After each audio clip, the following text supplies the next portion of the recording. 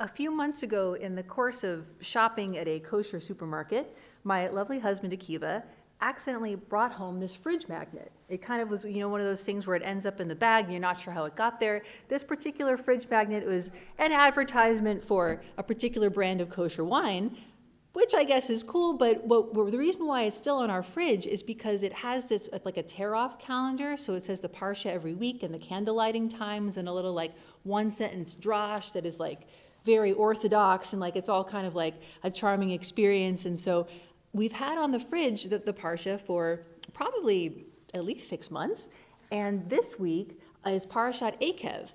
And so, Parasha Eikev, I've been studying the weekly Parsha for many years now, but this is the first year that I realized that Parasha Eikev, the Shoresh, Ayin Kuf Vet, is the same Shoresh as the name Akiva. And I was like, I've never noticed this before. I thought, wow, what's going on here?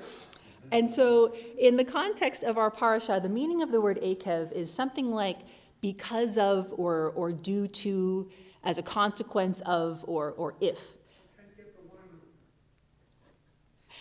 But the thing is that this shoresh really goes back to a particular part of the human body, which is the heel.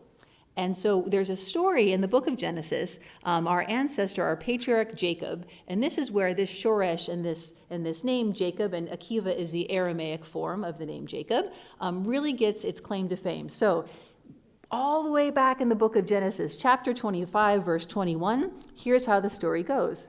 Isaac pleaded with God on behalf of his wife Rebekah because she was barren, and God responded to his plea and his wife Rebekah conceived. But when her time to give birth was at hand, there were twins in her womb. The first one emerged red like a hairy mantle all over, so mantle in Hebrew is se'ar, so they named him Esav, so se'ar Esav.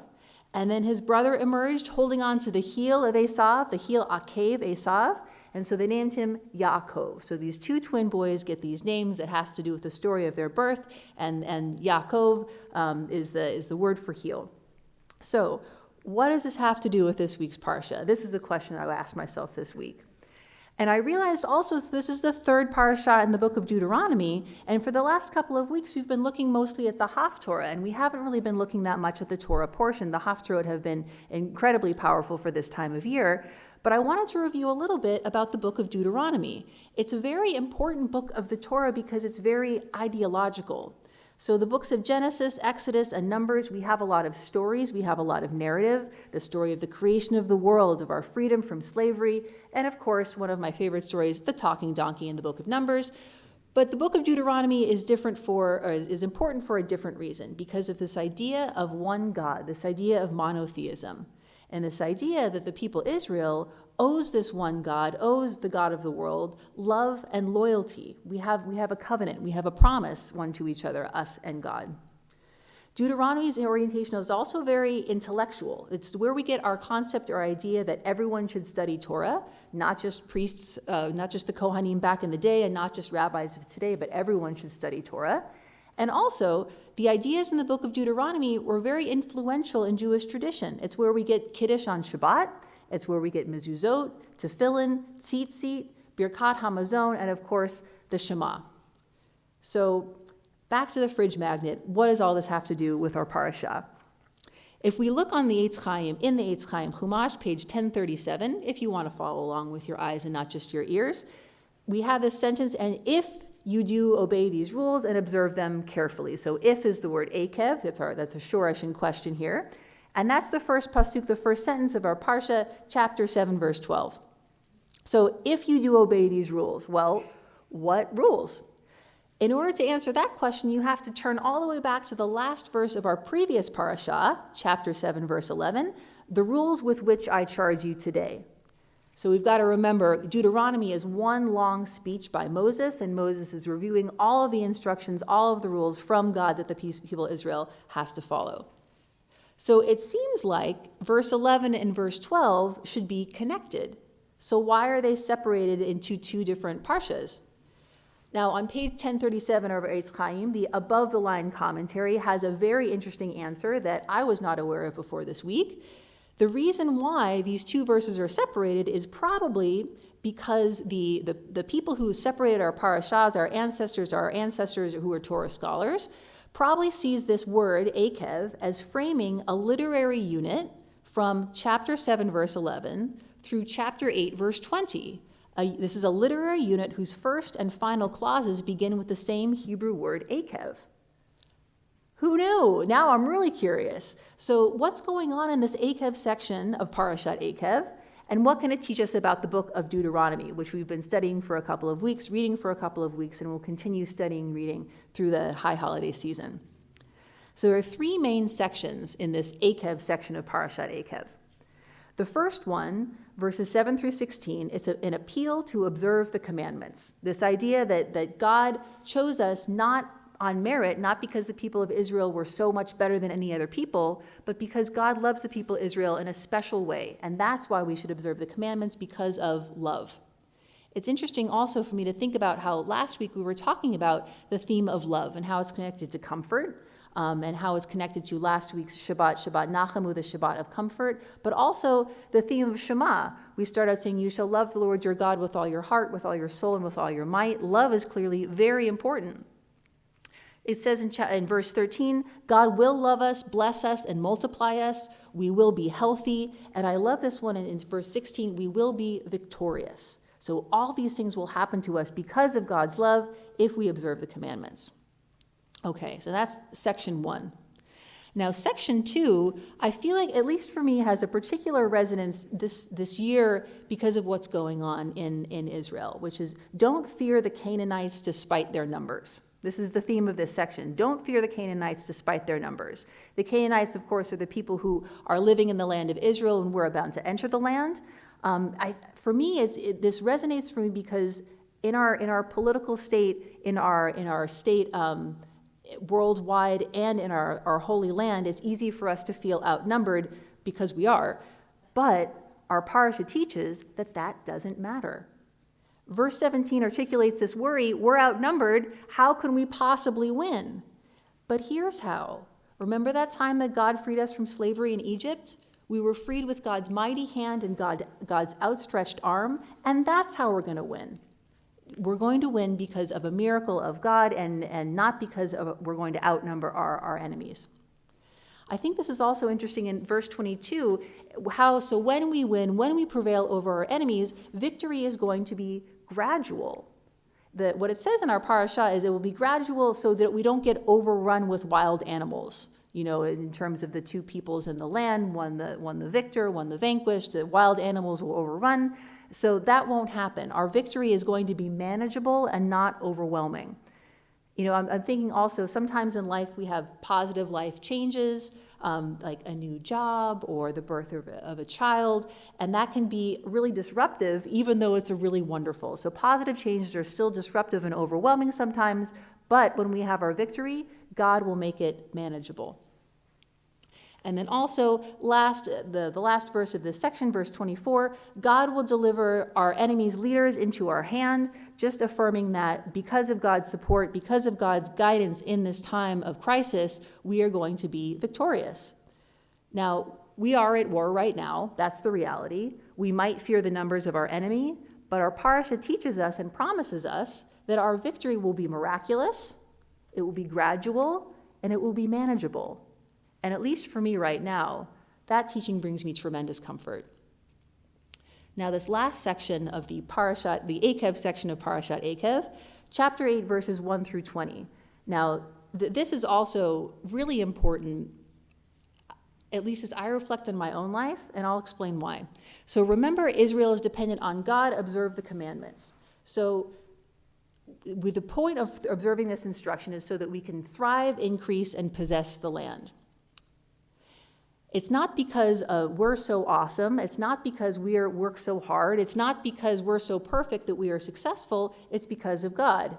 Now, I don't know about you. When something good happens to me, I tend to think, wow, I really put in all that effort. I really was strategic. I did it.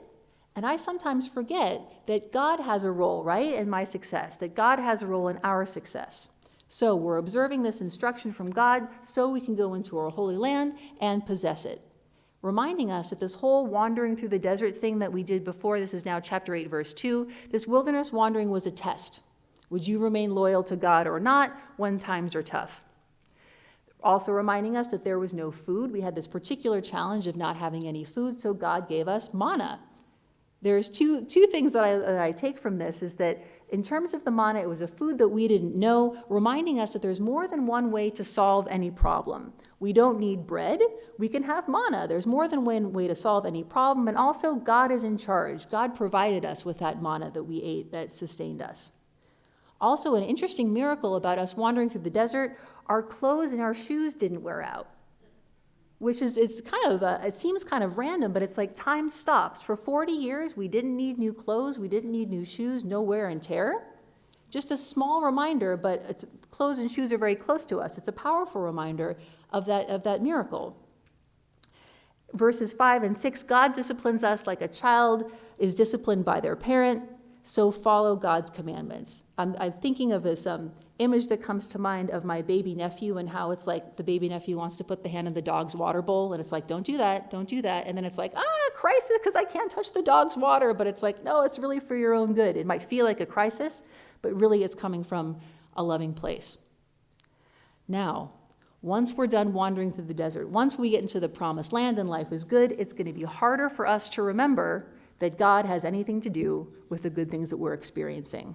We're going to have water.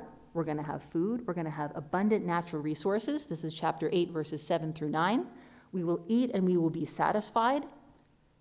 And that's when we have to be careful not to forget all that God gives us. We're sitting on our nice house, verse 12. We're wealthy, verse 13.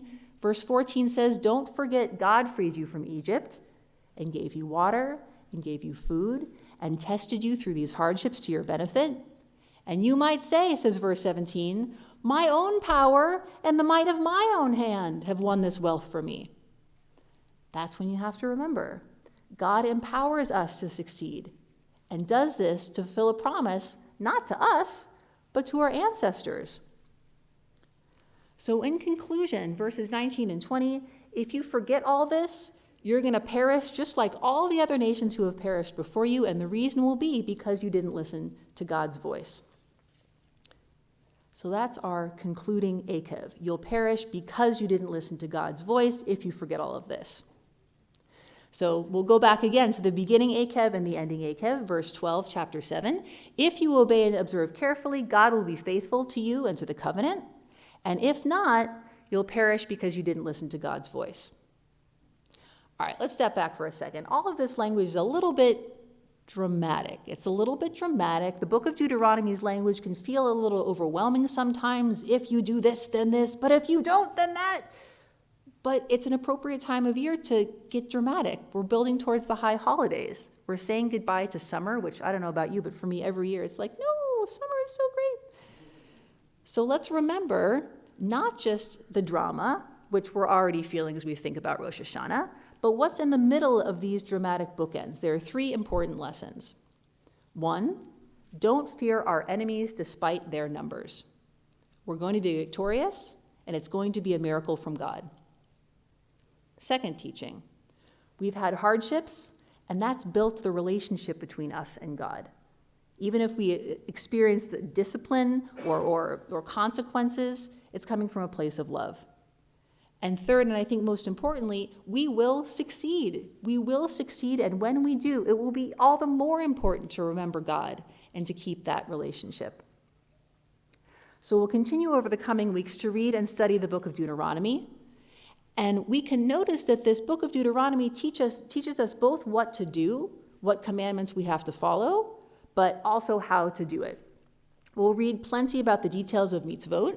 And of course, we know we should do the mitzvot following the commandments. But it doesn't just matter that we do the commandments, that we do the mitzvot. It matters how we do it. We shouldn't fear.